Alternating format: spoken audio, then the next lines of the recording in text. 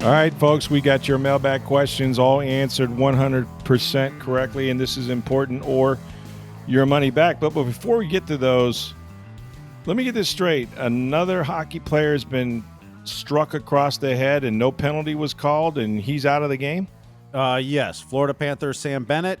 Nice elbow to the back of Anthony Stollards, a former teammate of his last year at Florida, by the way. No less, yeah. Knocked him out of the game, presumably a concussion. Stollards went to the bench, then got sick on the bench and left the game as under evaluation. But, yeah, no penalty call, no nothing. Panthers up to Panthers things. You know, it's almost as if the NHL has, I don't know, turned a blind eye to what the Florida Panthers do on the ice. They most certainly have. It's just off. Like, we went over this the other night. Like, it's just despicable that shots to the head like that. And Mikkola he hit somebody in the head earlier, too, the back of the head. Knocked his helmet off, bloodied his face, elbow to the back of the head. He's another guy that had a penalty, that had a cheap shot. Yeah, he's the one who hit Zemgus Girgensons. Yeah. Got fined for it. Yeah. But, like, you know, at some point, and we actually have a mailbag question. Actually, we could get to this mailbag question if you want. Yeah. Well, here's the thing. I think that the NHL, listen, I don't think any of this is an accident. Mm-hmm.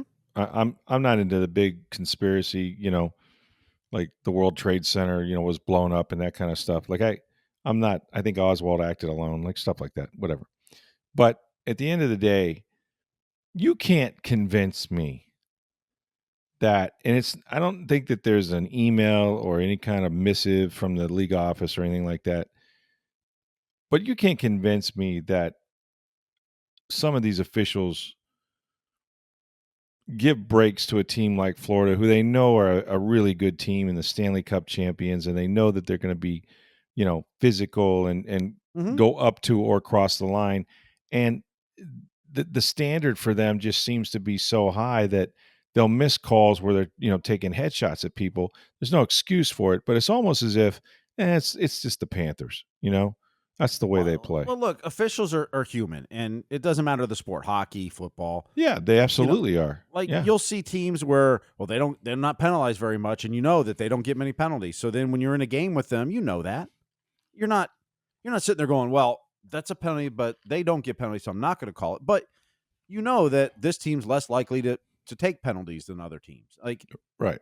You're human. Right. Like, and you're influenced by those kind of things. And right. you see Florida hitting everything. But they also took the most penalties this year in the NHL. They hit everything, but they take the most penalties. But in the postseason, this is my opinion. I think that there is a proclivity to not call everything in the postseason. You know, let the players play, right? Like, but in doing so, and turning that blind eye or whatnot, or allowing a little, you know, giving them the business to continue, it is actually influencing the game in the wrong way. Like, if it's a penalty during the regular season, it damn sure should be one in the postseason, especially when players are getting, you know, splayed out and having to go back to the room. But I do think, you know, in any sport, when you get to the postseason, like, we don't want to decide the outcome. But you are deciding the outcome if you don't make the obvious call, you know? Well, when Michael Bunting 2 years ago took out Eric Chernak. Right. You know, took him out of the playoff series. Now, Bunting got a 2-game suspension, whatever it was, but Chernak's a more important player than Bunting, and Bunting came back in the series. Chernak never did. That impacts the series. It's a great trade for them, yeah. You know, taking out Brendan Hagel impacted the series. Aaron Ekblad's one of their better defensemen, but still, you took out one of their best players.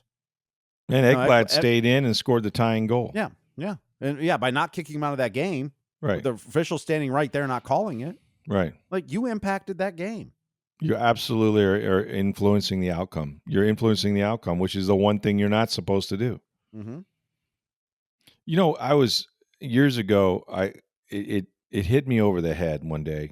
I was flying home from Miami, where there was I think it was a preseason game, but it might have been a regular season game, and it just so happened that, you know, that was back in the day when you'd get the hardcover of the paper, right?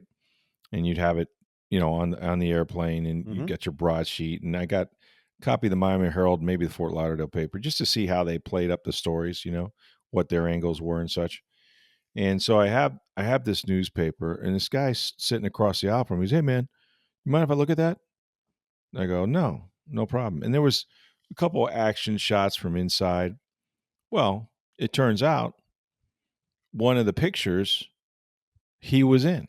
He's an official, standing there during a play or whatever. I don't know if he's signaling touchdown or something else. But then he asked me, "Hey, do you mind if I keep this?" And at that moment, I was like, "Yeah, sure, I don't care." But it dawned, it like hit me over the head. It's like, you guys are just as eaten up with this as everybody thinks you are. You know what I mean? Like you're looking for photos of yourself in a newspaper. Are we not to think that you're not wanting to make the big call? There's some officials and some umpires in baseball. Like we used to play when I played college ball, I knew who they were. They love the punch out. Like they love making the big call, Well, just watch them. You can tell. Yeah. They wind up and, point to the dugout and all this other crap. And it's like, yeah, the big call. And it doesn't have to be a close pitch. It could be a ball. It could hit the dirt. Like I saw some guys make some calls that were just like insane. We had a guy at my 9-year-old baseball game a few weeks ago. Mm-hmm. 3 times in one game did the big ring up on strike 2. He thought it was strike 3. Oh, and it's steer out. It was like, oh my 2. God, like that's and so it awesome. Hit both teams, but it was like, these are 9-year-olds, man. Come on. What are you doing, man? I hope it was a kid that was about 17. I hope it wasn't a grown ass man. Adult. No, this was a grown ass man. See, that's even worse, man. That's well, just a fantasy island. One time you laugh. Right. The second time you're like, come on. The third one you're like, seriously, really, dude? It's like, dude, grow up. Yeah. You're not in the big leagues. What are you doing? Fantasy league, fantasy umpire school. Yeah, it's crazy. But it is true. Anybody who thinks that they're not influenced, that they don't read the narrative, they're sitting there reading the paper. They're sitting there. They know all the angles to the games before they ever officiate them. They know. And in some cases, maybe they should know, but they know. So, the big call is still something that they probably get excited about. Right or wrong. Or in this case, it's been the non-call when it comes to Florida. But it's like, that's just Florida. If we call everything with Florida, then Florida will be, they'll have 10 guys in the box. Well, that's not a reason not to call stuff, Well, there's also, look, I know the NBA, you get a foul on a play, and they go to the monitor. Was it a flagrant 1? Was it a flagrant 2? Right. Like they check it pretty quick. Hockey, like you can't even review it unless it's a 5-minute major call. And see, and I don't get that because at the end of the day, if there's a guy that's splayed on the ice and he ain't getting up for a while, what else do you have to do but to go see what happened to him?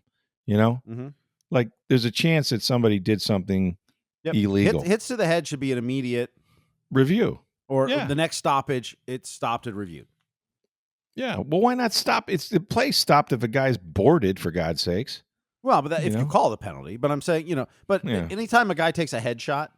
Right. Like when he's down on the ice and you got to stop play to get him off the ice, you should be able to review it. Yeah. Or even just a headshot and the play still continuing. Like, right. They should be looking at it. Do they see the headshot, though? That was the whole thing.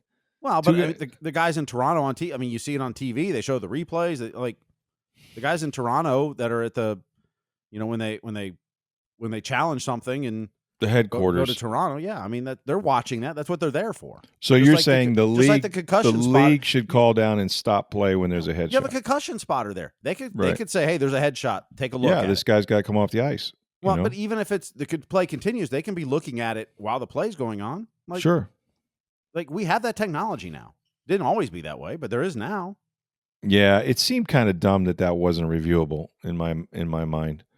I don't know how often those hits happen really in hockey, but that one seemed like it just should be a mechanism to review it. Yeah, and look, some headshots are not intentional and just in the course of play. Yeah, and they don't deserve penalties. I mean, you're in a physical sport. It's going to happen. The NBA does that. There'll be somebody got hit in the head or whatever, driving to the bucket, and that's in the course of a basketball play. No foul. Yeah. It happens sometimes. Sure. It's you not swing your elbow. You don't know the guy's behind you, and you smack him in the jaw or something. Yeah.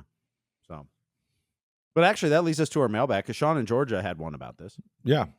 He says, these shots to the head aren't playoff hockey. They're egregious attempts to injure opponents. Despite the call on the ice, or lack thereof, is it time for the NHL to start giving bench penalties and or coach suspensions, a la professional soccer, for a coach who can't control his team? Or even worse, a coach who encourages this type of play. See Bountygate back in 2009. Wow. Well, listen, I'm all for enforcement. I think that would be a real deterrent if you're going to lose your bench coach when a guy gets a 10-minute major or something. But I don't know how that would work. I don't. It sounds plausible, but I don't know that you can blame a coach per se. He's not on the ice now. If he encouraged it, like at Bountygate, the guy had a damn bounty. Yeah, you could get this much money if you knock out so and so, and this much money if he leaves the game, and so on and so forth. So that he actually originated that. But by the way, as we're taping this, Anthony Stolarz is reported now left the arena on a stretcher in the third period. Jesus. You know what's weird about that? Like when you watch it in slow motion, it doesn't look that violent. Like Points looked way worse, Or Hagel's, you mean? Hagel's, yeah. Hagel's looked way worse on two levels. Not just the shot across the chops, but then when his head bounces off the ice. Yep. Like you could tell right away, like, ooh, that's really bad. Like this one for the goaltender was just kind of like, okay, he definitely, creased him across the head with a forearm, but it didn't immediately look as bad as Hagel's to me. I hope Sam Bennett gets. He should be out for the series. Well, there's that, but let me ask you this: at what point does another team retaliate and say we've had enough with Florida? Well, and you do that, but then you risk your team getting suspended, and you risk. Well, I know you do, but you've got a lot of players. I mean, is there going to be somebody that says that's it? I mean, at some point you're going to ask someone to answer the bell to fight, but if you're not a dirty team, like it's hard to just go. Let me just go be dirty now. Like that's not in your DNA. That's not the way you play. Eye for an eye, man. Now, well, it is, but now you're taking yourself out of your game trying to get revenge. Yeah, but if the officials aren't going to control it, that's what I mean. That's what it leads to. At some point, it may happen. No question, it may happen. But like it shouldn't. A team shouldn't have to do that. That's the whole point. Well, they ran at Hagel because he got suspended for a game, and like Hagel said, I would have fought somebody if they wanted to drop the gloves, but they never said anything to me. Yep. Just caught him in a vulnerable time and said, "Oh, that's Hagel. I'm going to run at him." Yeah, it's brutal, man. I don't know that it'll come to that. I think if you could prove that a coach was behind some of those hits, then obviously you should be suspended. If not, I mean, I'm guessing Paul Maurice isn't saying go take a bunch of illegal checks. No, but I bet he's not discouraging hit it the hell either. Out of them. Hit the hell out exactly. of them. Yeah, that style of play, that's encouraged, right? Like that's not something that's just organic. And Sam Bennett's not available for post-game interviews. So now that should be illegal. Not Sam Bennett, but the guy that hit him, Stolarz, should be available. Yep. I'd like to talk to him. Now Bennett's concussed, and they're not going to let you talk to him. No, Stolarz is the one concussed. Bennett's the one who hit. Oh, Stolarz. I'm sorry. So Bennett, who did it, is unavailable and scored a goal later. Well, that's crap. Boy, sounds familiar in that too, right? Yeah, exactly. Why are you shielding the guy? Now that's the club. I can't stand clubs that do that. I can't stand clubs that you have a player who makes an egregious mistake or he's a big part of the game, especially if it involves a penalty or something dirty, for God's sakes. And then you go, oh, no, he won't be. He'll talk on Monday, or he'll talk, in the NFL. It's like, My guess is they already know he's getting a hearing, and they don't want him talking before the hearing. So this is fairly routine in hockey if they know a guy's going to get suspended? I'm guessing if they think a hearing's coming tomorrow, or maybe player safety's already told them it's coming. Yeah. Then, So there's no rule where guys have to be available after games? They have to make players available. I don't know if every single player does. Oh, okay. Like you make players, they have players available. They're just not making him available. Yeah. Well, he's definitely going to get a game or two. We'll see. We'll see. Did Florida win? That's what I want to know. No, Toronto won 5-4. They held on to win 5-4. All right. Well, there you go. The Toronto takes game one. And by the way, if you're a Lightning fan, who are you rooting for in this series? Well, geez. Probably Toronto. How do they both lose? Yeah.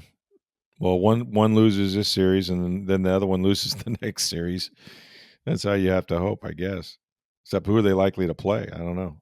Well, either Washington or Carolina. So Yeah, you're not that big series fans will of start tonight.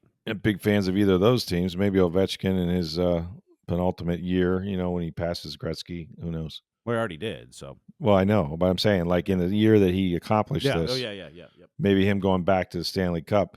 Lord knows he partied as hard as Kucherov did. Love to see a 2-week, bender that he would go on. 2-week. I mean, Ovechkin was on a 3-month bender. That's true. Yeah, he was. He kind of was. I mean, Kuch is probably already back on the ice now from this year. So Yeah, that's true. Hey, we'll get to more mailbag questions, but first, we want you guys to head on down to International Plaza Mall, not just because it's a great mall, but because it's also home to Breitling Boutique. That's right, the Breitling Company has been making the best Swiss watches in the world for about 140-something years. They've been in International Plaza for more than 5 years. And if you're familiar with the IP over there, go to the center of the mall. It's just upstairs on the second level. Tremendous customer service, just a great store to begin with. And come on in, spend some time there, man. Learn about these beautiful timepieces. Have a drink. They're going to tell you all about them. And they've got, for men, they got the Navitimers and the Chronomat watches that are absolutely stunning. And then also for your wife or for your girlfriend, don't forget about her. They have these beautiful sports watches, primarily lots of different color wristbands. They're durable. If your wife or girlfriend is on the go like mine, she needs something that's going to hold up but also look beautiful. So it's Breitling Boutique. They have been celebrating the NFL's 104th year anniversary with 32 different team watches, these beautiful Chronomat watches, all in the separate team colors, the logo on them. They are fantastic, but it's a limited edition while supplies last. Probably go to our website and see a picture of the Buccaneers Chronomat watch, which is stunningly beautiful. It's Breitling Boutique, International Plaza Mall. And when you go there, make sure you tell them that you heard about it right here on Sports Day Tampa Bay. all right, we got a tweet from Patrick who asks, have the Bucs signed potentially the more impactful Sanders brother in Shilo? With the team's recent history of sustaining a rash of injuries in the defensive backfield, could Shilo Sanders see playing time in Tampa sooner than Shador does in Cleveland? Playing time would be what I would have trouble defining. Like, I think it's possible. I don't know because I haven't laid eyes on Shilo yet. But I think it's possible that Shilo, could be a guy that runs down on special teams. He's not going to start. At least that won't be the plan initially. But could he make the 53? Yeah, he could. I mean, I absolutely know Shador's most likely going to make the 53. I don't think they're going to waive him and bring him back on the practice squad. So yeah, from the standpoint of, look, the Browns have like 6 quarterbacks, right? Including some that were drafted ahead of him, or one. So I don't know that the Browns' plan with Shador is to put him in a position where he's competing for a starting job. Now, could he move himself up the depth chart, so to speak? Yeah, I guess he could. But with all the veterans they have on that quarterback room, it seems to me a little bit unlikely that he would start the season and get a lot of playing time initially. But that could change. Impressions can change, and there's a reason why he's there. I think the owners absolutely were the ones that pulled the trigger on him and not necessarily the front office. So they've taken a liking to the kid, and the rest is kind of up to him. Like we talked about it, man. Like, once you get there, you get rid of the letter sweaters and all of that. There's going to be plenty of distraction, plenty of eyeballs on him. That could help or hurt. I don't think it's going to influence the coaches. They're going to play the best guy. Coaches are going to play the best guy, and they don't care that it's Shador Sanders or somebody else or Joe Flacco. But when you got that many quarterbacks, you're going to have to climb the ladder a little bit to get in a position to start. And I don't think he'll start the season. I expect him to be their number one. And I think that Shilo could begin the season possibly on the 53. They're not very deep at safety. Remember, Jordan Whitehead, got released, on the non-football injury list after his car accident on the eve of the wild card game. So, the plan is to move Tyke Smith to safety. Christian Izien can kind of cross train between that and nickel. Certainly, they hope Antoine Winfield Jr. comes back at full speed, but they're not incredibly deep there. So I think he does, fit a need, and the rest will be up to him. Just like, how fast can he pick up the defense? Where could they use him if they needed him? And then for him, special teams, being a gunner, being somebody to run down there and make tackles, that's really how he's going to stick around. And I think there's an opportunity there. I do. So at first blush, and again, it could be that Shilo isn't very good. I mean, he wasn't drafted, um, but I do think those kind of guys tend to have a better chance you know, than Shador starting. Shador will be on the team. I don't see him starting week one. Like that would take, a phenomenal training camp and a phenomenal preseason, and maybe even a collapse by some of the other guys. I mean, they have so many quarterbacks on that team right now. So, he may be starting out fourth or fifth on the depth chart. He'll rise from there, but all the way to starter, no. And it'd probably take many weeks for him to put himself in a position to do that, depending on how the guys in front of him are playing. So I would say Shilo has a chance. We'll talk to him this week. Training camp for the rookies, the mini camp rather starts, I think, on Friday. They get in on Thursday night, I want to say, Wednesday or Thursday night. And we'll have a full complement of rookies and free agents and undrafted guys, as well as some tryout guys. So there'll be plenty of players in there, and we'll be writing about them in the Tampa Bay Times and on tampabay.com. And we'll ask that question. Like, that's a great question. We could actually ask the question, hey, Silo, who do you think will play first, you or Shador? And see how he handles that one. All right, Sam had emailed you. He says, now that Jason Licht has made it clear that his top priority in the draft is good character, it begs the question. If he had been with the Bucs in 1995, would he have drafted Warren Sapp? The latest draft haul was fine, but I can't help but wonder if the Bucs are leaving some premium talent on the board in their latest quest for character. I would say it's possible they are. With regards to Sapp, look, Sam White's and the Bucs get a lot of credit for taking him when he started to fall, but you have to also remember that they passed on him as well.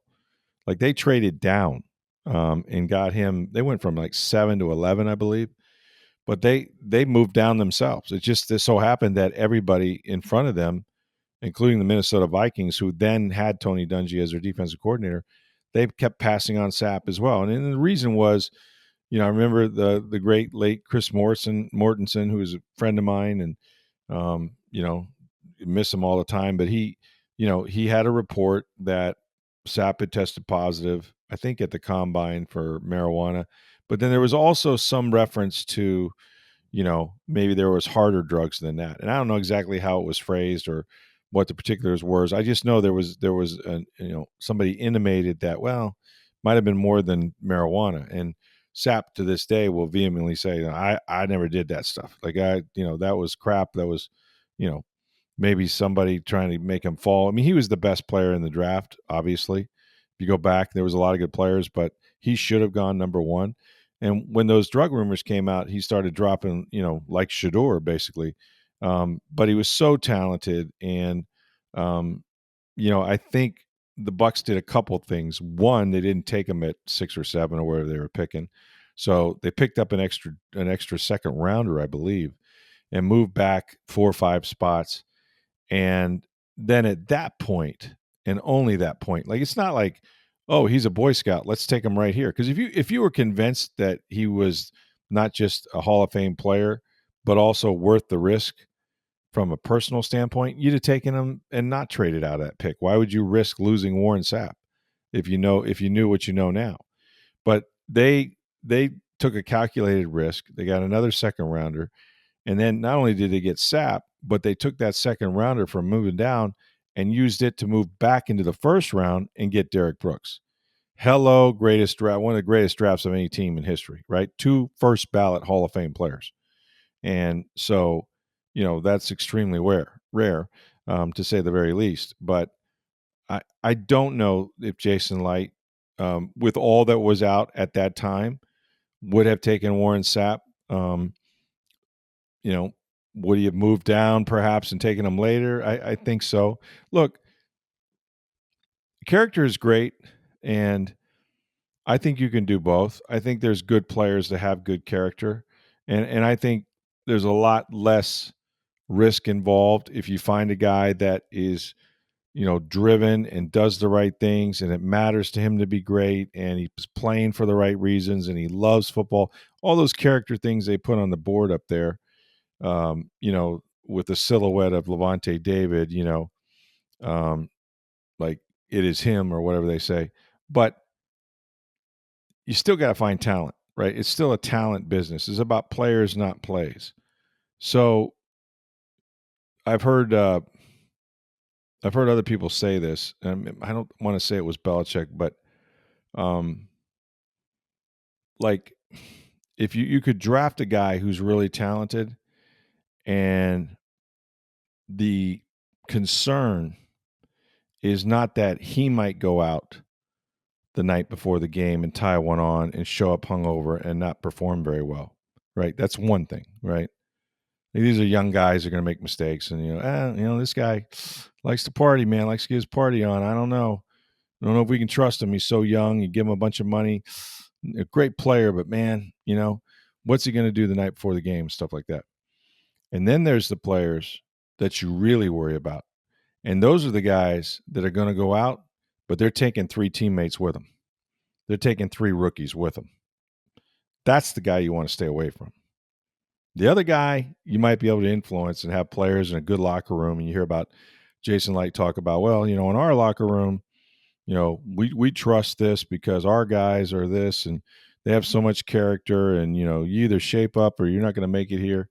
And that's good. That's good to have leaders like that in your locker room. But you don't want the guy who then drags down your other rookies. And I've seen it, man. I've seen it, when Mark Dominic was here and he wasn't allowed to spend money on free agency, and all he had was the draft, he was taking chances on character straight across the board. He's getting talented guys.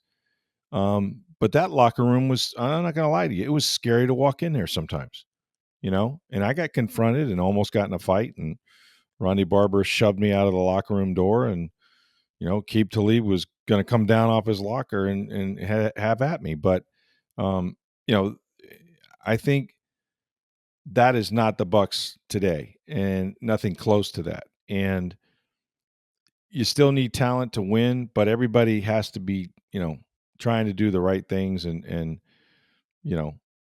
not everybody's going to be perfect, but in as much as you can minimize that risk, you got a big investment. You need to do that. Because what good is a player if he's going to get in trouble and he's not going to be available to you? Or, like I said, worse than a guy who doesn't have discipline and he doesn't do the right things and he might go out at night and he might get in trouble. Worse than that is the guy that takes 3 of his teammates with him, 3 rookies with him. So those are the guys you're trying to avoid. No one's perfect. These are young guys. These are 22-year-old guys in some cases. Now they're a little bit older because they stayed in college longer because they're getting paid.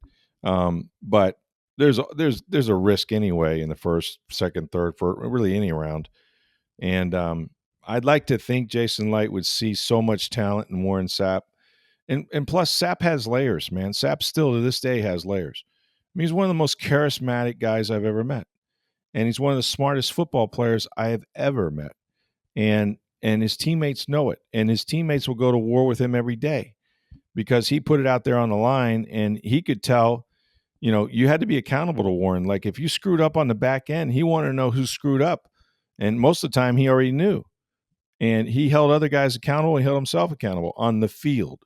Off the field, I'd tell you that's maybe a little bit of a different story. But, even no less than Tony Dungy, right, inherited Warren Sapp, but tried to get Minnesota to draft him the year before, and the Vikings wouldn't. The Vikings had a year and an off season where a whole bunch of guys, and I have to go back and look how many, got arrested for DUI and this and that during the off season. And so they were getting a lot of pressure from the community to clean up their act. And I think if that had not been the case, maybe the Vikings draft him, or should have, because they needed him. And instead they left him fall to the Bucs. and then Dungy ended up inheriting him here because Warren during his rookie year wasn't used properly, and he didn't have a great rookie year. So, but Jason Licht knows talent, and that's such a unique guy, and he was the best player in the draft. I think even Jason would figure out a way to get him. Look, we talk about the Bucs filter and all of this. Are we forgetting they took Jameis Winston at number 1 overall?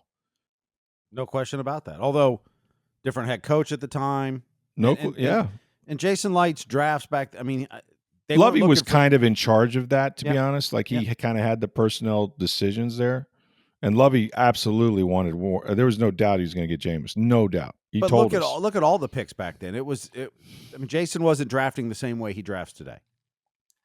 That's correct. They've evolved. They've evolved on character. Yeah.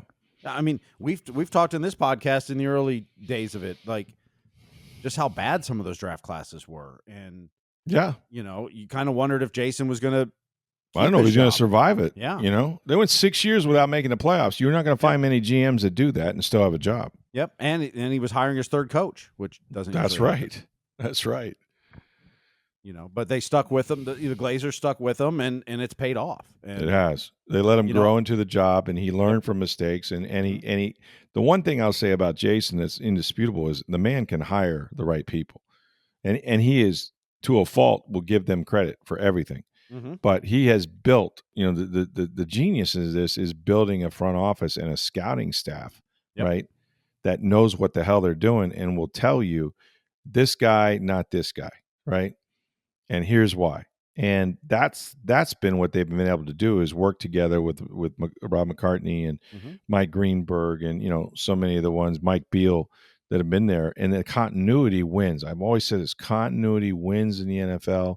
Whether it's the front office, coaching, both, quarterback, obviously. It wins in all the sports. Yeah, it really does. That's why Cooper's had so much success. Well, I mean, Julian Breezebois and Cooper. I mean, Breezebois has been GM for 6-7 years, but he was with Iserman the whole time before that. That's right. Eric Neander's been in charge of the Rays for 10-plus years with Kevin Cash as his manager. Yeah. Like, it's all part of it. I mean, the continent, and even going for Bruce Arians to Todd Bowles.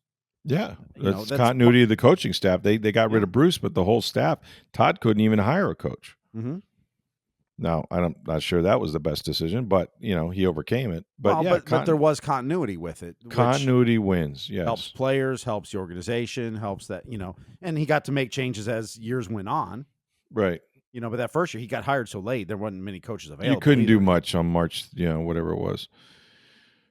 And I mean, this year, the reason why Josh Grizzard is our offensive coordinator isn't because he's ever called a play, because he hasn't. It's because they want, for the first time in 4 years, to have a semblance or a large part of their offensive playbook to stay intact. Yep. They want continuity of system. And then Grizzard has to figure out how to put those pieces and put them in the right positions and, what order to call the plays. And that's the trick of it, right? It's everybody has a playbook. I could write a best-selling novel if I knew what order to tap the keys on my keyboard. They're all there. Every letter is there. Same with piano. It's just whether you can put them down in the right order. And and so that's the challenge. All right, Matt had tweeted. He says, "What do you think of the Zach Beastline hire? I think this quietly could be one of the best moves this offseason." I do too. But I here's what I would say about it. And Beastline, if you don't know, is a guy they got from the Jaguars that is sort of this, I don't want to say analytics expert, but really game manager. Okay, like what is the down and distance? How much time is on the clock? When do we call timeout? When do we go for it? That sort of thing, right? And we've seen Todd Bowles be on the wrong end of the clock management thing many, many times. It's not a strength of his. I personally think a lot of it is because he's also the defensive coordinator.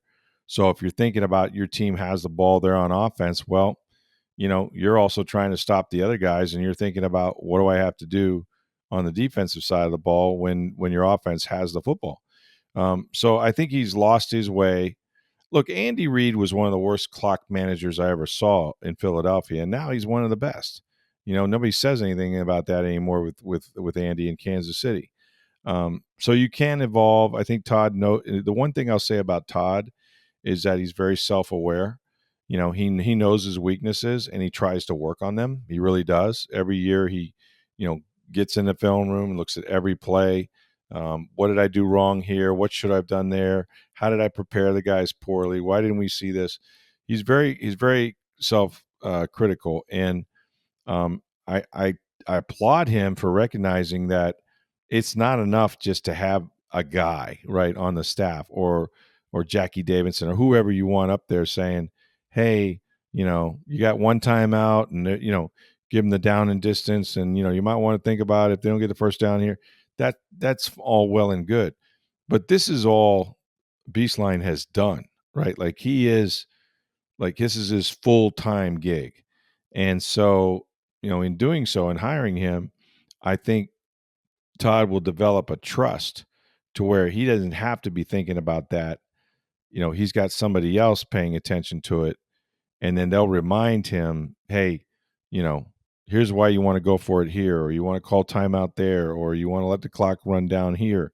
And this is all this guy will do, is game day situational football, to basically give the advice and counsel to Todd Bowles. In the end, it's going to be his call.